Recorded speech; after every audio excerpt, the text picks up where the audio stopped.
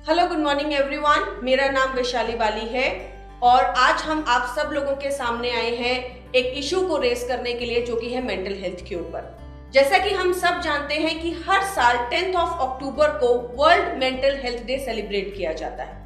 And world mental health day celebrate किया जाता है ताकि मेंटल हेल्थ इश्यूज के बारे में अवेयरनेस जनरेट की जाए थ्रू आउट द वर्ल्ड।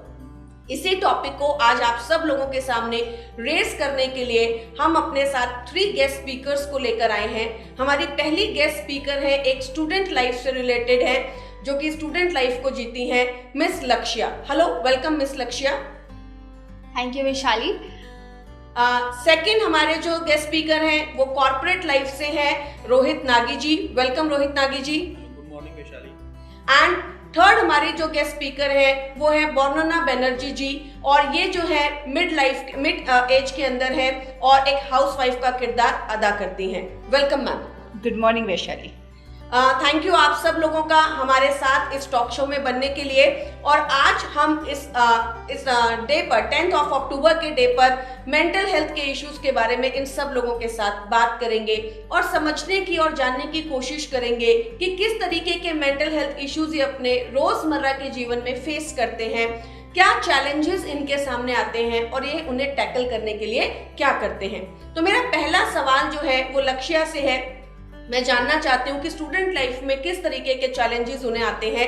तो लक्ष्या, मैं आपसे पूछना चाहती हूँ कि स्टडीज के दौरान आपके कॉलेज लाइफ में, आपके लाइफ के अंदर किस तरीके के चैलेंजेस आप फेस करती हैं। Thank you so much Vaishali मेरे से ये सवाल करने के लिए। नमस्ते, मेरा नाम लक्ष्या है और हम लोग काफ़ी चैलेंजेस फेस करते हैं एज ए स्टूडेंट। जैसे कि कल अगर मेरा असाइनमेंट मुझे देना है तो उससे एक रात पहले मैं इतनी स्ट्रेस्ड रहूँगी कि कुछ है तो नहीं किया, सब मैंने कवर अप किया या नहीं। तो वो एक एग्जामिनेशन एंजाइटी भी आ जाती है कभी कभार कि कल अगर मेरा एग्जाम है तो उससे 2 दिन पहले या एक रात पहले मैं बस टेंशन में होती हूँ कि कल पता नहीं कैसे जाएगा मेरा पेपर, कैसे होगा। Thank you. वाह, तो जैसे कि लक्ष्य ने हमें बताया कि कॉलेज लाइफ में बहुत ज्यादा एंजाइटी होती है, बहुत ज्यादा स्ट्रेस होता है। और आज हम सब जानते हैं कि वर्ल्ड जो है वो बहुत कॉम्पिटिटिव हो चुका है। हर एक बच्चे को अलग तरीके से अपनी चीजों को रिप्रेजेंट करना है, अलग तरीके से उन्हें प्रेजेंट करना है, तो बहुत ज्यादा स्ट्रेस में वो रहते हैं। तो चलिए हम आगे बढ़ते हैं और यही सवाल मैं जो है कॉर्पोरेट लाइफ से हमारे जो गेस्ट स्पीकर आए हैं रोहित नागी जी, उनसे पूछना चाहती हूँ कि जब वो ऑफिस जाते हैं तो क्या चैलेंज उन्हें फेस होता है। तो सर, मैं आपसे पूछना चाहती हूँ कि ऑफिस के अंदर आपको क्या क्या चैलेंजेस फेस होते हैं। Good morning Vaishali. तो आप जैसा कि हम सब जानते हैं कि आज का जो समय है वो वेरी कॉम्पिटिटिव समय है और इसमें हमें न्यू टेक्नोलॉजी ड्रिवन भी समय है। तो इसमें हमें जो सबसे बड़ा चैलेंज फेस होता है वो ये चैलेंज फेस होता है कि हमें मल्टीटास्किंग करना पड़ता है, हमें कुछ इनोवेटिव आइडियाज़ के साथ काम करना पड़ता है और हमें new technology day by day सीखनी पड़ती है। जैसा कि हम सब जानते हैं कि पुराने समय में हमारे पास सोशल मीडिया नहीं था, इतनी टेक्नोलॉजी नहीं थी, लेकिन आज के समय में जब हम ऑफिस में जाते हैं तो हमें नई टेक्नोलॉजी के साथ नए लोग आते हैं, वो नई टेक्नोलॉजी लेके आते हैं। तो हमें अपने आप को सबसे बड़ा चैलेंज जो लगता है वो ये लगता है कि हमें अपने आप को अप टू डेट रखना पड़ता है। थैंक यू नागी जी, आपने हमें बताया कि किस तरीके से कॉर्पोरेट लाइफ में भी चैलेंज कम नहीं है। हमेशा हमें बोला जाता है कि आप एक बार पढ़ाई कर लीजिए, उसके बाद तो जिंदगी सेट है, उसके बाद आपको बहुत ज्यादा चैलेंज नहीं आएगा। बट हमें नागी जी ने बताया कि किस तरीके से जब हम कॉर्पोरेट लाइफ में जाते हैं तो स्ट्रेस और भी ज्यादा बढ़ जाता है, क्योंकि आज जो है टेक्नोलॉजी बहुत ज़्यादा है, इनोवेटिव आइडियाज़ करने पड़ते हैं, मल्टीटास्किंग करना पड़ता है। तो ये बहुत बड़ा एक चैलेंज आता है और ये हम सबको आता है। अब हम चलते हैं मैम की तरफ। तो मैं मैम आपसे पूछना चाहूँगी कि किस तरीके से आपको लगता है कि आपकी कॉग्निटिव हेल्थ में जो है वो समय के साथ साथ बदलाव आया है, क्योंकि हम सब जानते हैं कि महिलाएं जो है उनके ऊपर बहुत ज़्यादा प्रेशर होता है, बहुत ज़्यादा स्ट्रेस होता है। तो क्या चेंजेस आपको अपने लाइफ में लगते हैं कॉग्निटिव हेल्थ को लेकर। थैंक यू वैशाली जी, आपने मुझे बहुत अच्छा सवाल पूछा, क्योंकि जो फेस कर रही हूँ ये प्रॉब्लम मेरे साथ साथ और भी बहुत सारे लोग ऐसा ही प्रॉब्लम फेस कर रहे हैं। वो ये है कि अक्सर चीज़ों को भूल जाना। सामान कहीं रखा है और फिर उसको ढूंढते रहते हैं, भूल ही जाते हैं कहाँ रखा है। नाम भूल जाते हैं, कई बार सामने व्यक्ति खड़ा है और नाम ही नहीं याद आता कि क्या कहकर उसे बुलाऊं। ये बहुत अजीब से प्रॉब्लम है। 10 काम सोचती हूँ, उसमें से 5 भूल जाते हैं कि क्या करना है क्या नहीं करना है। कमरे में गई कुछ काम करने और फिर भूल ही गई क्यों हूँ यहाँ पर। तो ये मैं ही नहीं, मेरे साथ साथ जिनकी ऐसी एज बढ़ रही है उनके साथ भी ये प्रॉब्लम बहुत आ रही है। ड्यू टू वेरियस रीज़न ये चैलेंजेस हम लोग सब फेस कर रहे हैं। Thank you ma'am. तो जैसे कि मैम ने हमें बताया कि किस तरीके से चीज़ों का भूलना, चीज़ों को याद ना रख पाना एक बहुत बड़ा चैलेंज होता है, और मुझे लगता है कि ये चैलेंज हम सबके अंदर आता है। जैसे जैसे एज जो है वो बढ़ती है तो हम चीज़ें रख कर भूल जाते हैं, चीज़ें याद नहीं रख पाते, लोगों से मिलते हैं तो उनके नाम हमें याद नहीं रहते, उन्हें रिकॉग्नाइज नहीं कर पाते हैं। तो चलिए आगे बढ़ते हैं। मैं आगे आपसे पूछना चाहती हूँ लक्ष्या कि ये कितना मुश्किल है कि आप नई चीज़ें लर्न करें। जैसे कि आप लोगों ने ही बताया कि टेक्नोलॉजी बढ़ रही है, चीज़ें लर्न करना ज़रूरी है, तो कितना मुश्किल होता है नई चीज़ों को लर्न करना? Thank you so much Vishali for this question. काफ़ी मुश्किल होता है जब हम नई नई चीज़ें सीखना चाहते हैं। कभी कभार बहुत बहुत चैलेंजिंग हो जाता है क्योंकि हम यूज्ड टू नहीं हैं उस चीज़ को करने के लिए। बट दो टाइप के होते हैं, कभी कभार चैलेंजिंग होता है तो कभी कभार एक्साइटिंग भी होता है कि हम एक नई चीज़ सीख रहे हैं, तो दोनों होता है। ओके, तो एक्साइटिंग भी होता है बट चैलेंजिंग भी होता है। एंड ऑब्वियसली मुझे लगता है कि आज बहुत प्रेशर है बच्चों के ऊपर, चाहे वो ऑनलाइन क्लासेस करना हो, ऑनलाइन एग्जाम्स देना हो, या फिर बहुत तरीके के जो बदलाव हैं जो कि बच्चों की डे टू डे लाइफ के अंदर आए हैं, और उसके साथ उनको मैनेज करना पड़ता है, अपनी चीज़ों को फेस करना पड़ता है। तो चलिए मैं नागी जी से पूछती हूँ कि नागी जी, कॉर्पोरेट लाइफ में सक्सेस बहुत बड़ी चीज़ है, राइट? सब जो है सक्सेसफुल होना चाहते हैं, अपने करियर को आगे बढ़ाना चाहते हैं, तो क्या क्या डिफिकल्टीज आती हैं? आपको क्या लगता है कि किस तरीके के चैलेंज आते हैं सक्सेसफुल होने के लिए? तो वैशाली, आपने ये बहुत अच्छा क्वेश्चन पूछा। तो इसमें मेरा मानना ये है कि हमें जो मेन चैलेंज आता है वो ये आता है कि हमें मल्टीटास्किंग होना पड़ता है। हमें एक ही समय पर अलग अलग तरह के काम करने पड़ते हैं और हमें क्विक लर्नर बनना पड़ता है। ये हमारा सबसे बड़ा चैलेंज जो है वो ये की चैलेंजेस हमारे इस टाइप के आते हैं हमारी लाइफ में। ओके, तो नागी जी ने हमें बताया कि किस तरीके से उन्हें लर्न करना पड़ता है चीज़ों को, मल्टीटास्किंग होना पड़ता है, इनोवेटिव होना पड़ता है, out of the box thinking, right? आज कॉर्पोरेट लाइफ में मेरे ख्याल से नहीं कि बहुत ज़्यादा ज़रूरी है कि आप out of the box think करें। ये बहुत ज़्यादा जरूरी है कि हमें आउट ऑफ बॉक्स सोचना पड़ता है ताकि हम कॉर्पोरेट लाइफ में सक्सेस हो पाएं। Without out of box thinking के हम कॉर्पोरेट लाइफ में सक्सेस नहीं हो पाएंगे और हमें इनोवेटिव आइडियाज के साथ आना ही पड़ता है। और ये एक बहुत बड़ा प्रेशर भी है शायद, क्योंकि ऑब्वियसली अगर आपको सक्सेसफुल होना है तो आपके कलीग्स, आपके लोग, आपके आसपास के लोग, उन सब से आपको बेहतर होना पड़ेगा, उन सब से आपको अच्छा होना पड़ेगा।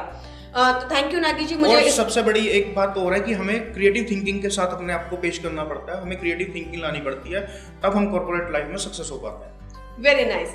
तो चलिए अब हम आगे बढ़ते हैं और मैम से मैं पूछना चाहूंगी कि ma'am, how often do you think कि आप चीज़ों को भूल रहे हैं या चीज़ों को आप याद नहीं रख पा रहे? ऐसी चीज़ें बहुत फ्रीक्वेंटली होती हैं हमारे साथ या फिर कभी कभार होती है, तो ऐसा क्या चेंजेस आपको लगता है कि अब आए हैं?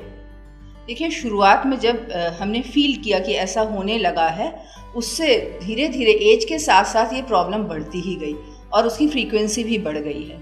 पहले कभी कदाद ऐसा होता था और हम सोचते थे कि ये बहुत नेचुरल सी बात है, ऐसा तो होता ही है। लेकिन जब धीरे धीरे एज होने लगी तो उसके साथ हम देख रहे हैं कि इसकी फ्रीक्वेंसी भी बढ़ती जा रही है। ख़ास तौर से जब थोड़ा बहुत टेंशन होता है या कई सारे काम आ जाते हैं तो इसकी फ्रीक्वेंसी और भी ज़्यादा बढ़ जाती है, बहुत ज़्यादा। मतलब जितना ज़्यादा काम होगा उतना ज़्यादा हम भूलेंगे, ऐसे होने लगा है। Okay, very nice. तो जैसे कि मैम ने बताया और ये हम लोगों ने भी अपने घरों में भी देखा है कि बहुत ज़्यादा हम चीज़ें भूलने लग जाते हैं और स्ट्रेस बहुत ज़्यादा होता है। कई बार बहुत ज़्यादा प्रेशर एकदम से हमारे ऊपर आ जाता है और हमें ये नहीं पता होता कि क्या चीज़ हमें याद रखनी है और क्या चीज़ नहीं, तो हम बहुत सारी चीज़ों को भूल जाते हैं। और हमने अपने घरों में भी बहुत बार सुना है कि एक चीज़ जो हमने इस दिवाली पर रखी थी तो वो फिर अगली दिवाली पर ही मिलती है, राइट? तो ये एक बहुत बड़ा चैलेंज है जो कि एक लाइफ में एक उम्र के साथ साथ हम फेस करते हैं। लक्ष्य, मैं आपसे सवाल पूछना चाहती हूँ कि आज जो है बहुत वर्ल्ड कॉम्पिटिटिव हो गया, ये हमने जान लिया, लेकिन आज हम देखते हैं कि नई लैंग्वेजेस, बहुत सारे कॉर्पोरेट जो है बाहर से आ रहे हैं और उसके लिए आपको नई लैंग्वेजेस सीखना पड़ता है। तो ये कितना आसान होता है एक स्टूडेंट के लिए कि आप नई लैंग्वेजेस के साथ आप सीखें उसको या उसमें लर्न करें?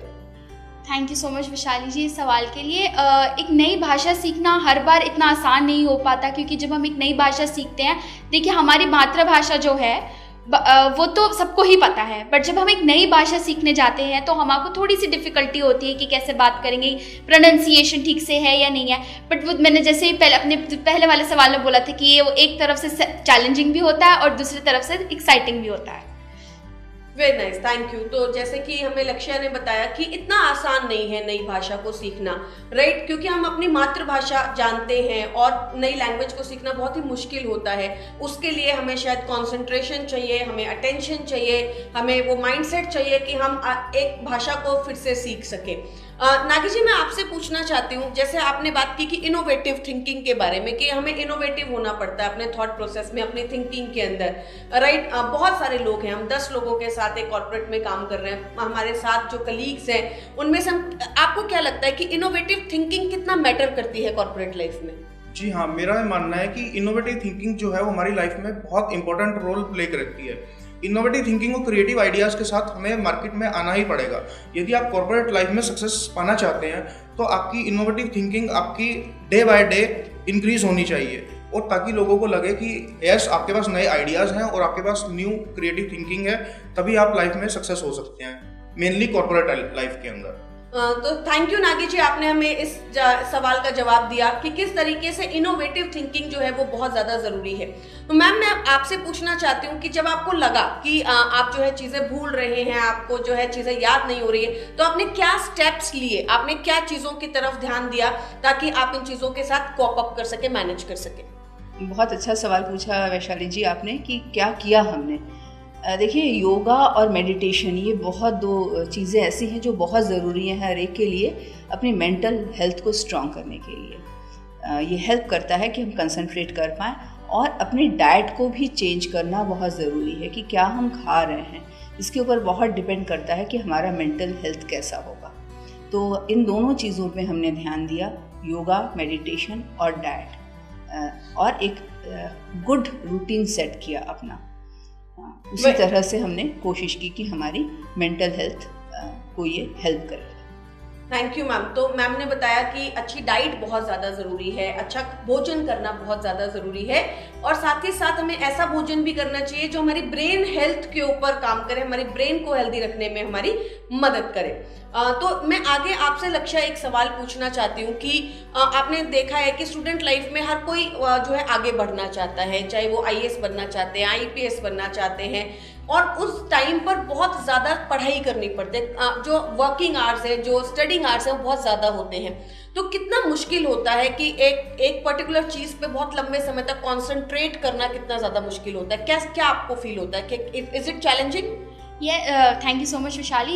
यस, इट इज़ ये बहुत ज़्यादा चैलेंजिंग होता है, क्योंकि आपको बुक्स इतनी बड़ी बड़ी होती हैं, मोटी मोटी होती हैं, तो हर चैप्टर को पढ़ना, कुछ भी को सवाल आ सकते हैं, तो काफ़ी चैलेंजिंग होता है। इसमें अगर इस चैलेंज को अगर आपको ओवरकम करना है तो टाइम मैनेजमेंट बहुत इंपॉर्टेंट है। जब आप टाइम मैनेज करोगे कि इतने से इतने बजे मैं सोऊंगा, इतने से इतने बजे मैं खाऊंगा, इतने से इतने बजे मैं पढ़ूंगा, तो वो एक रूटीन बन जाता है, तो उससे जो कॉन्सेंट्रेशन है वो और अच्छे से होती है। वेरी नाइस, थैंक यू लक्ष्या। लक्ष्या ने बताया कि बहुत चैलेंजिंग है, ऑब्वियसली हर किसी का हर वक्त पढ़ने का मन नहीं करता है, उसके लिए आपका अटेंशन पावर बहुत ज़्यादा होना चाहिए, कंसंट्रेशन पावर बहुत ज़्यादा होना चाहिए। हमने बहुत सारे ऐसे बच्चों को देखा है जो पढ़ते हैं और फिर उसके बाद आधे घंटे बाद ही उठ जाते हैं, राइट? वो नहीं करना चाहते, तो ये एक बहुत ज़्यादा बड़ा चैलेंज है। तो नागी जी, मैं आपसे ये सवाल पूछना चाहूँगी कि अब आपने हमें बताया कि कॉर्पोरेट लाइफ में बहुत ज़्यादा चैलेंज है, तो आप अपने बच्चों के लिए इस चीज़ को किस तरीके से एज अ चैलेंज लेते हैं कि आप उनको किस तरीके से उनकी लाइफ को शेप करना चाहते हैं? क्या सोचते हैं आपके, क्या चेंजेस आपको करने चाहिए उनकी डे टू डे लाइफ के अंदर कि वो इन चैलेंजेस को फेस ना करें?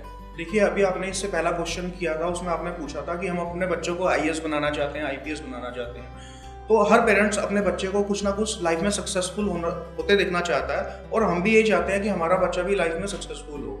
तो उसके लिए जो मेनली हम प्लान करते हैं वो उसका डाइट का प्लान करते हैं, और उसका इस टाइप से प्लान करते हैं कि उसकी स्टडीज़ में उसको वो हर तरीके से हेल्प कर सके।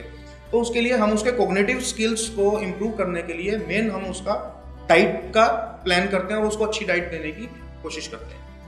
Very nice. नागी जी ने बताया कि वो उनकी डाइट को प्लान करने की कोशिश करते हैं, उनको अच्छा पोषण देने की कोशिश करते हैं ताकि उन्हें अच्छे से अच्छा पोषण मिले, उनकी ब्रेन हेल्थ जो है वो डेवलप हो, अच्छी रहे, ताकि उन्हें ये चैलेंजेस ना आए। तो सेम चीज़ जैसे मुझे बताई मैम ने बताई कि वो अपने डाइट का ध्यान देती हैं, योगा और मेडिटेशन के ऊपर ध्यान देती हैं। नागी जी ने सेम चीज़ के बारे में डिस्कस किया कि वो पोषण के ऊपर बहुत ज़्यादा ध्यान देते हैं, बच्चों को अच्छा खाना खिलाते हैं और अच्छा पोषण वाली चीज़ें देते हैं। तो लक्ष्या, आप मुझे बताइए कि आप इन चैलेंजेस को फेस करने के लिए क्या मानते हैं कि क्या डाइट का कितना रोल होता है, पोषण का कितना रोल होता है इसके अंदर? Thank you Vishali. एंड पोषण का, डाइट का बहुत ही इम्पॉर्टेंट रोल प्ले करता है इसमें, क्योंकि हम जो खाते हैं उससे हमारा ब्रेन भी शार्प होता है। तो जो सप्लीमेंट्स आते हैं वो भी बहुत इंपॉर्टेंट है, जैसे कैल्शियम के सप्लीमेंट्स आते हैं, एलोवेरा के सप्लीमेंट्स आते हैं। तो ये बहुत इंपॉर्टेंट है फॉर एवरी, सबके लिए जो ये लेना बहुत ज़रूरी है। वेरी नाइस, थैंक यू लक्ष्या इसके बारे में हमें बताने के लिए। तो हम सब ने जाना कि मेंटल हेल्थ कितनी ज़्यादा ज़रूरी है और मेंटल हेल्थ किस तरीके से एक बहुत बड़ा चैलेंज है। ऐसा नहीं है कि बड़ी उम्र में ही चैलेंज है, बल्कि बच्चों के अंदर भी मेंटल हेल्थ एक बहुत बड़ा चैलेंज है। चाहे वो स्टूडेंट लाइफ हो, वहाँ पर ब्रेन हेल्थ आपकी अच्छी होना बहुत ज़रूरी है। चाहे वो कॉर्पोरेट लाइफ हो, वहाँ पर अपने लोगों के साथ अपने आप को प्रूव करने के लिए आपकी मेंटल हेल्थ, आपका ब्रेन शार्प होना बहुत ज़्यादा ज़रूरी है। और फिर चाहे वो एक हाउसवाइफ है, उनके लिए भी बहुत ज़्यादा ज़रूरी है कि वो जो है अच्छा ब्रेन हेल्थ उनका मेंटेन रहे, ताकि वो चीज़ों को याद रख सके, लोगों को याद रख सके और ये सारे चैलेंजेस को फेस कर सके। इसी के साथ हमारे पास वेस्टीज आप सब लोगों के सामने लेकर आया है मेटामाइंड। मेटामाइंड एक बहुत पावरफुल प्रोडक्ट है जो कि हमारी ब्रेन हेल्थ के ऊपर काम करता है। देखिए, हमने आज इस टॉक शो में जब बात की तो हमने बात की पोषण के बारे में। आखिर कहीं ना कहीं सारी चीजें डाइट से रिलेटेड हो गई, न्यूट्रिशन और पोषण से रिलेटेड हो गई। लेकिन आपको ये समझना बहुत जरूरी है कि जब हम खाते हैं, जब हम कोई भी चीज को कंज्यूम करते हैं, वो हमारी ब्रेन हेल्थ को कितना इंक्रीज कर रहा है, क्या वो पोषण, क्या वो न्यूट्रिशन हमारी ब्रेन हेल्थ को अच्छा कर रहा है। इसी थॉट प्रोसेस के साथ वेस्टीज जो है आप लोगों के सामने लेकर आया है मेटामाइंड। मेटामाइंड एक ऐसा प्रोडक्ट है जो कि हमारी ब्रेन हेल्थ को इंप्रूव करने में हमारी मदद करता है। इसके अंदर है फॉस्फेडाइलसिरीन जो कि हमारी ब्रेन हेल्थ को अच्छा करने में हमारी मदद करते हैं। तो अगर आप मेटामाइंड को रेगुलरली कंज्यूम करते हैं तो वो आपको ये जो मेंटल हेल्थ से रिलेटेड जो इश्यूज हैं उन्हें टैकल करने में आपकी मदद करता है, अलर्टनेस को इंक्रीज करता है, कंसंट्रेशन को इंक्रीज करता है, कॉर्पोरेट लाइफ में जो चैलेंजेस आते हैं, out of the box thinking, innovative thinking, उन्हें मेंटेन करने में आपकी मदद करता है। और साथ ही साथ ओल्ड एज में जो इश्यूज आते हैं, स्पेशली डिमेंशिया, याददाश्त की जो इश्यूज आते हैं, याददाश्त की जो प्रॉब्लम्स आती हैं, उन्हें भी मेंटेन करने में आपकी मदद करता है। तो आप अपनी मेंटल हेल्थ को अच्छा करने के लिए, अपनी ब्रेन हेल्थ को पावरफुल करने के लिए मेटामाइंड जो है वो रेगुलरली कंज्यूम कीजिए। जब हम मेटामाइंड खाना शुरू करते हैं तो कम से कम 3 to 6 मंथ्स उसे रेगुलरली आपको कंज्यूम करना है और ये प्रोडक्ट जो है आपकी ब्रेन हेल्थ को इंप्रूव करने में आपकी बहुत मदद कर सकता है। मैं वैशाली वाली इसी के साथ आप सब लोगों का धन्यवाद करती हूँ। इस टॉक शो में आने के लिए हमारे गेस्ट स्पीकर्स का धन्यवाद करती हूँ। Thank you all for joining with us. And आप सब लोगों से भी मैं यही बात बताना चाहती हूँ कि ब्रेन हेल्थ, मेंटल हेल्थ हमारे लिए बहुत जरूरी है। So keep consuming Metamind and keep your brain health on a go, right? Thank you, wish you wealth.